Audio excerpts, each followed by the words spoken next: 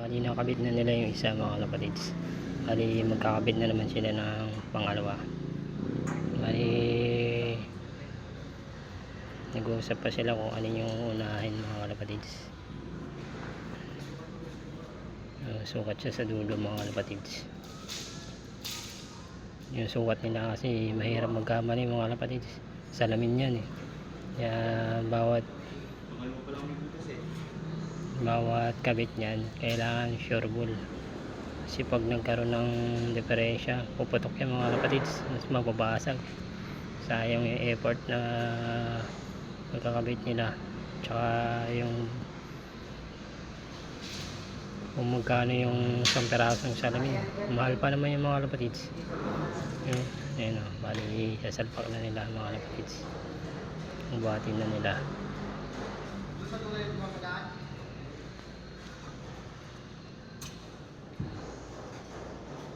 Bali ang nagdidesisyon mga kapatids ito, ito,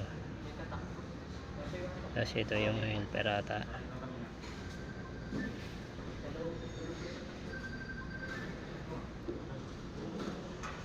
Ayan mga kapatids, binuwatan nila, kaya kailangan may ingat ka dyan mga kapatids, mabasag.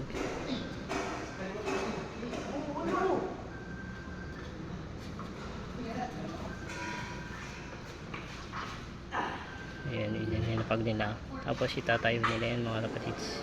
Kailangan paglalapagan yan may kahoy, mahirap mabasag yung kanto nyan.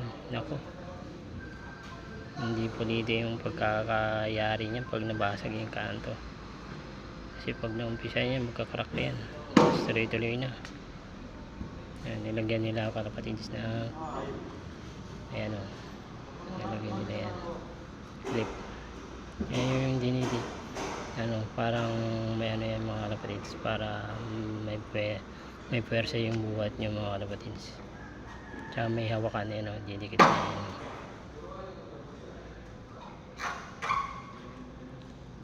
Hindi nakakabuhat na sila ng maayos.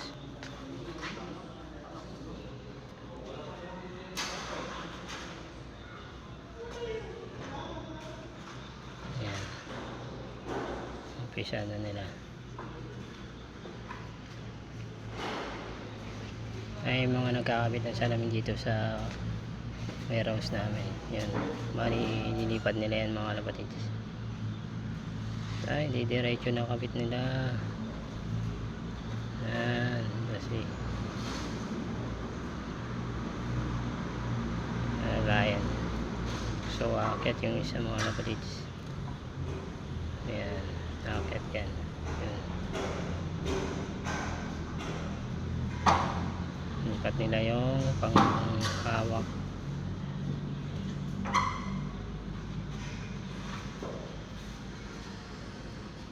Ayan.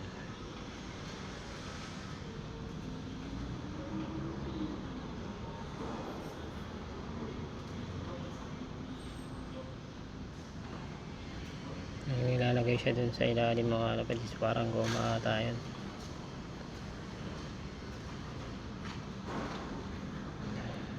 Yan, binuwan na nila, salpak nila dun sa may pinakakanto. Yan, pasok.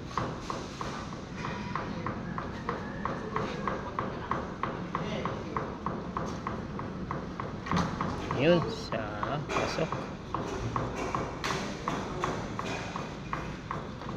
Success. Kung ano ang kabit na nila yung mga kapatids.